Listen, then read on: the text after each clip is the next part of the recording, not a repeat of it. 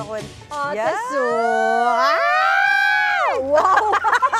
Next week, Valentine's Day na. Are you ready? Ready na lang. Naku, ano ba? Stop the music na.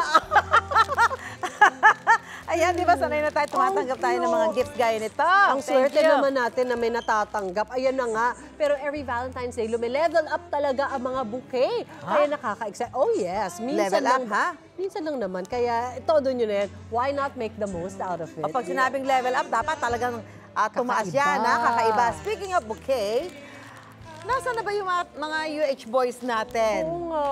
Naglinis ba o ano? Oh, wow!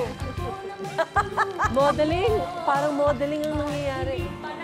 Valentine's Day eh. Don't forget to wet your lips, ha?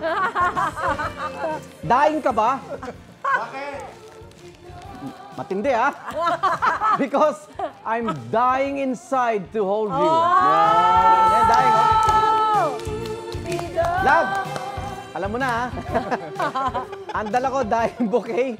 Very practical po ito, lalo kung mahilig naman sa pagkain ang partner nyo. Ayan.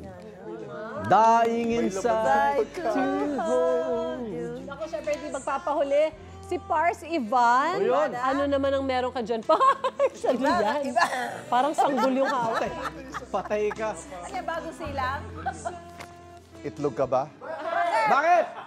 Kasi ang ganda ng umaga pag nandyan ka. One more!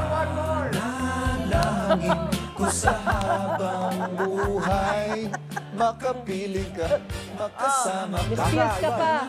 Ito nga, tama-tama ang egg bouquet na to dahil marami ang supply ng itlog. Very practical na regalo. Puno pa ng protina yan. Busog na busog ang tiyan. 4 na piso ang pinakamaliit na itlog.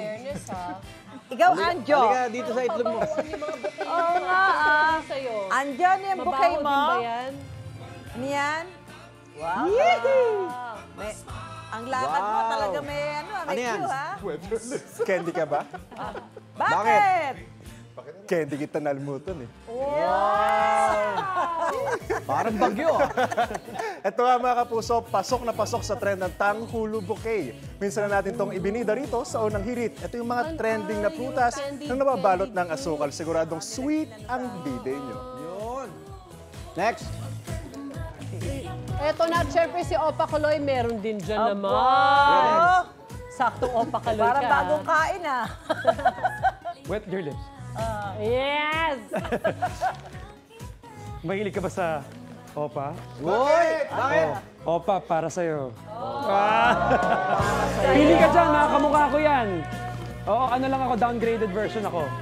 Sa K-pop fans dyan, pwede kayong kiligin sa Opa Bouquet na ito.